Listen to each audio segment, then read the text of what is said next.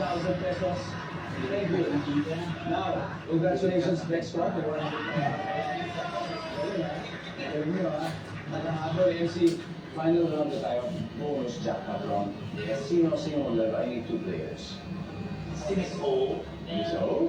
At Teta. Oh, Miss O. Ikaw, may pressure na sa inyo. Wala sa akin. Alright. Miss O and Teta, final answer. Abangan natin kung maiuwi ba nila ang additional 100,000 pesos. Pero bago yan, ito na ang third and last question sa ating Guess to Win promo.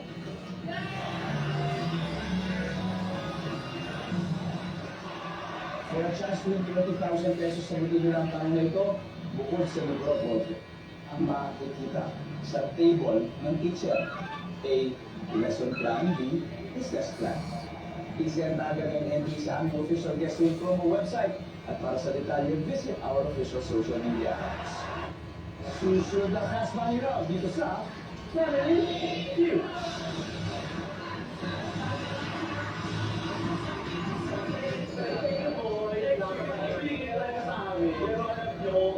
Ito lang yung panalo lang. Ang sakit na lagi.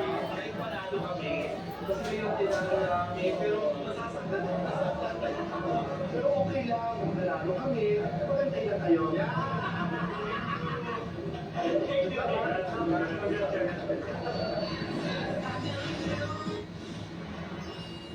Congratulations sa mga nanalo sa ating Guess to Win promo.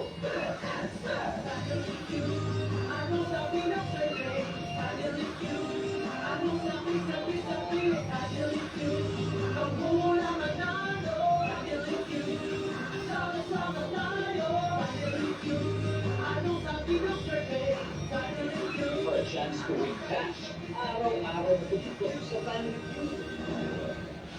Ready si Miguel. Thanks, bro.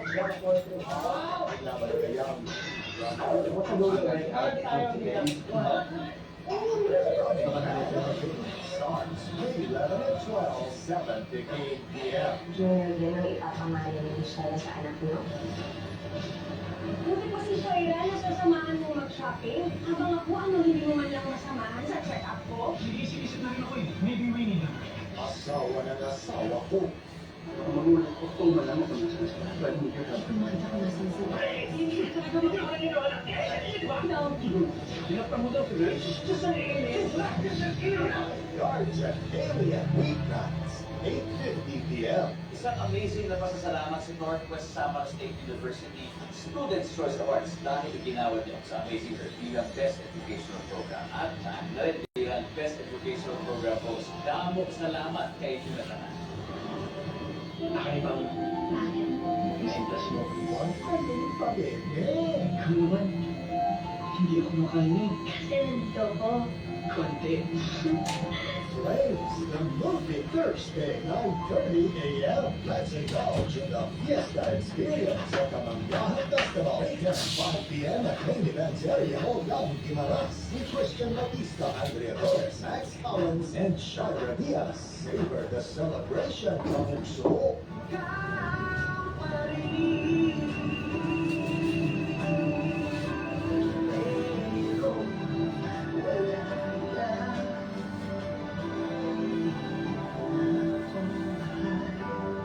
Tuloy ang auditions for The Clash at Hangalang Campeon and The Voice Kids. Open to all solo singers 7 years old and above. Kailangan sa GMA Network Studios. For more details, follow Sparkle Auditions official accounts. Clash Nation! Pwede nang mag-audition. Scan the QR code on your screen para makasali sa The Clash 2024 online auditions. Open to Filipino citizens age 16 and above. The audition video should contain a self-introduction, 1 Tagalog song and 1 English song. Visit the Clash Facebook page for more details. Let the Clash begin!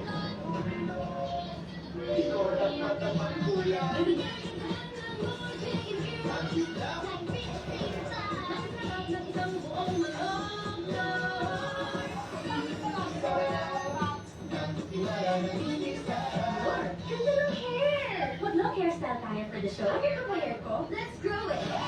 Sunsilk Strong and Long with aloe vera, hyacinth, and castor oil for hair that's 3 times stronger and thicker looking as it grows long.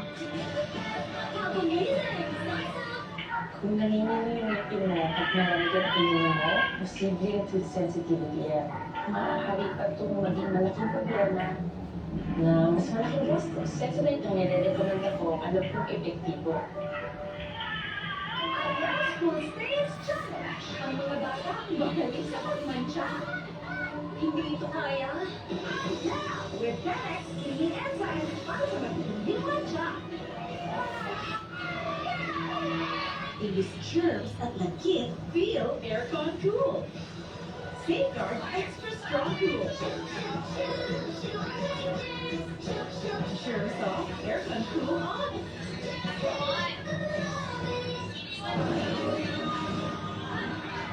Nagbabalik ko tayo ng film kasama ko po si... Alis sila kanina na 100,000 pesos. Pero ang goal talaga nila ay makapag-uwi ng total cash. Kaya na,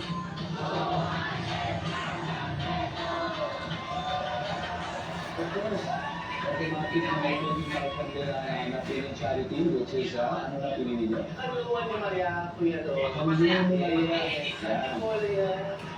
Nasa waiting area po sa which is only at time. We need to attend. It's time for cash money. We need 20 seconds on the clock, please. On a scale of 1 to 10, pending the house. Gaano ka pa rin sumawash ko? Kasi yung the black, water lang black. Alak, magbigay ng team sa NBA. Yung something na ginagamit na araw-araw. Sapo, ilang inches ang karaniwang slice ng pizza? Let's go, guys. Scale of 1 to 10, gaano ka na din sumayo? Sabi mo, 8. Sabi mo, hindi naman ito tinatanong. Pero feeling ko ito, feeling ko natin. Sabi mo sa sa 8. Good. Feeling the black, bote ng black. Sabi mo, bote ng black. Sabi mo, sabi natin ay. Wow. Nagbigyan natin sa NBA, siyempre. Ay, hello, Lakers. Sabi na sa Wow. Name something na ginagamit mo araw-araw, sabi mo cellphone. Ang sabi na survey natin. Wow. Ilang inches ang karaniwang slice ng pizza, sabi mo 8. Sabi mo survey. 41 to go. Let's welcome back this old. So, ano sa baka may mga gusto kong batiin? Actually, kami yung family ko yung married ko, nagulog sila ngayon. And so, I'm sure proud sila sa iyo and good luck. Kung mo kung bakit. Kasi konti na lang kailangan mo. 41 points na lang kailangan mo. Kaya mo yan. At this point, makikita na po ng viewers ang sagot. Okay tayo? Hindi ko na 5 seconds na ba? On a scale of 1 to 10, 10 being the highest, gaano makagaling sumayaw? Go. 9. Sino na black? Bote lang, black. Ano? Magbigay ng team sa NBA. Philadelphia. Name something na ginagamit mo araw-araw. Sabon. Ilang inches ang karaniwang slice ng pizza? 8. Ano sa 8? 7. Let's go, 7. Scale of 1 to 10. Gaano ka kung galing sumayo? 41 na lang kailangan natin. Ang sabi mo, 9. At sabi natin sa iyo, ang sabi dito ay 5. Ang sabi ng respondents. Feeling the black, bote ng black. Sabi mo, bote ng gold. Ang sabi ng survey. Yup. Bote ng alak. Top answer. Nasagot yung Teta. Magbigay ng case sa NBA. Sabi mo, feeling the black. Ang sabi ng survey ay, uy, wala. Ilang question number 1. Nasagot ni Tetay. Afternoon, Bulls, tapos Warriors. Name something na ginagamit mo araw-araw, sabi mo, sabon. Sabi natin survey. 8 points. Lamit ang number 1. Last. Ilang inches ang karaniwang slice ng pizza, sabi mo rin. 7. At sabi natin survey ay, no. Ang top-answer 8. Nakuha. Ang sunod na 8 is 12. Yeah. Congratulations. Nanalo pa rin kayo 100,000 pesos. Para pagkapo natin ang best card. And the Prices Battalion. Guys, Lassie, Teto MSO, and of course FC. Happy kami na nandito kayo sa Tag Review. Sana'y maulit ito. Well, Teto, ilang beses na. And congratulations. Congratulations. Guys, better luck next time. I will see you guys soon. Alright. Thank you guys. Maraming salamat Pilipinas. Ako po si Dino Brates. Araw-araw mag-ahatid ang saya at premyo. Kaya makihula at manalo dito sa Family Review.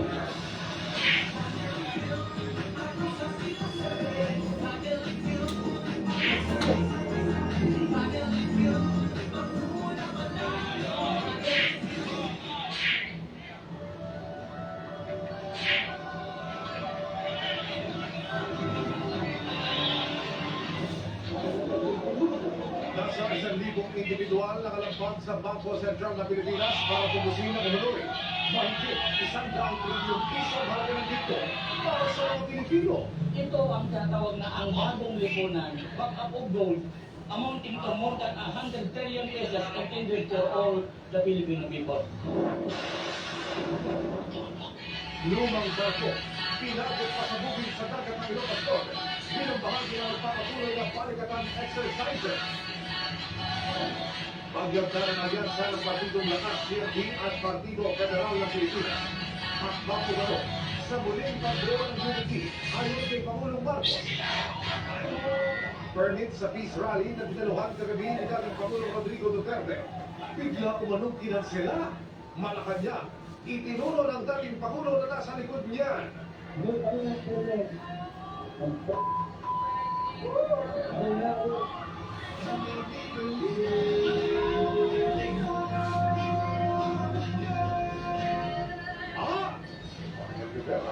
Pumasa sa Hanggang Dance Challenge ng Ben and Ben.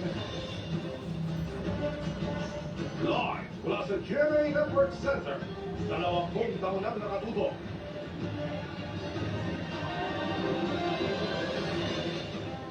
Magandang gabi po sa Zone Visayas at Mindanao.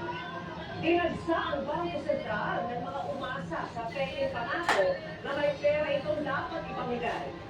Ayon sa nagpakilalang leader ng grupo, pantapan ito sa itinatawag ito sa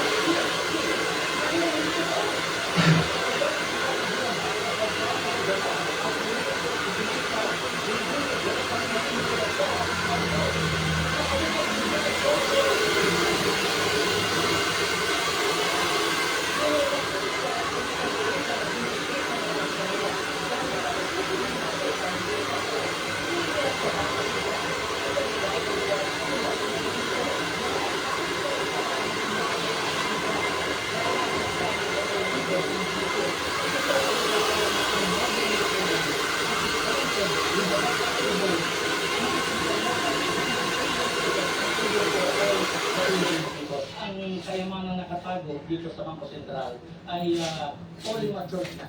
Sabi ng Bangko Sentral, hindi ito namimigay ng pera sa taong bayan. Sa halip, ay sa pamahalaan ito nagbibigay ng dividendo para sa mga programang mag-aangat sa buhay ng mga Pilipino.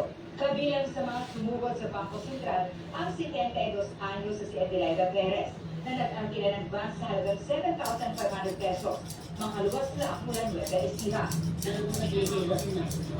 Assistance na pang-araw-araw na gastos. Dahil naman papasinan si Ali Lupita, na sa edad ng 70 anyos ay yan na maglakad. Para mabaklas ng kasi pagbaklas ito ng kahirapan. May nag-angkila ng buwan sa halagang 80,000 pesos mula Cagayan Valley. Mutak po ako sa anak ko. Nangutan din ang isang galing Iloilo. Hindi para na sinusolo ng constitution. Ang daw po? Tukumiro. May mga mangilan-ngilan po na nawalan ng malay, ng hina dahil po sa sobrang init. Ang 72 anyos sa si Clarita Valdez, nakatulog na sa gilid ng kalsada dahil sa pagkahiro, pagod at kuya. Pagkaro kami napunta dito at nakausap na yung Bansa Central Bank, hindi kami iuwing yuka. Sa hirap ng buhay, gusto naman namin magkaroon kahit pa paano.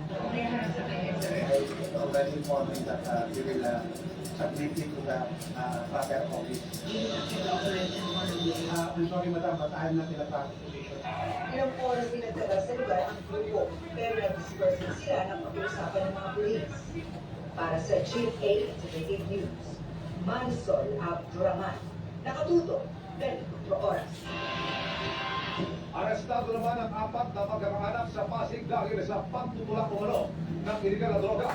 Ang naging susi para mapisto sila, kanilang mga kapitbahay. Narito ang eksklusibo kong pagtutok. Sa bagay na ito, dinakip ng Eastern Police District ang 4 na magkakaanak na sangkot umano sa iligal na droga. Ayon sa pulisya, mga kapitbahay na mga suspect ang nagsuplong sa kanila. Talagang sinusukan na sila because ang ating mga kapit, ang ating mga barangay, ngayon ay very active na sila sa anti-drug campaign. According to our operation officers, yung isa doon ay talagang dati nang nahulog din sa droga. Napag-alaman sa investigasyon na may kanya-kanyang toka ang magkakamag-anak sa pagtutulak. Nanay raw ang tumatayong kamera o tagahawak ng pera. Taga-benta naman ang anak niyang lalaki habang ang kasama nito at sa kanilang pizza. Pamilya po ito sa may matagal ng bibenta ng mga illegal drugs. Marami mong pupunta sa akin ng bahay. Buwan po namin na ito na surveillance. Patuloy namin sinusubok na makulo ng panig ang mga suspect na nakakulong sa Pasig Police Station. Because we confiscated more or less 50 grams, so according to the provision of law, so it is punishable by life imprisonment. Para sa GMA Integrated News, Emilio Sumangit, nakatutok.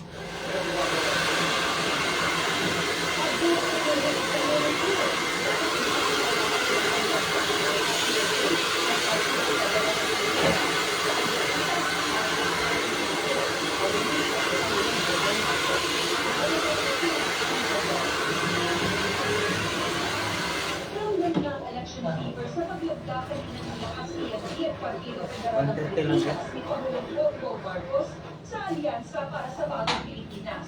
Sabi ng Pangulo na sinaksihan ng pirmahan para nilang gawin muli ang unity. Ang isinisigaw natin nung kampanya ay ang pagkakaisa, unity. Kaya ginawa natin yung tinatawag na naman, unity. We have to formalize it because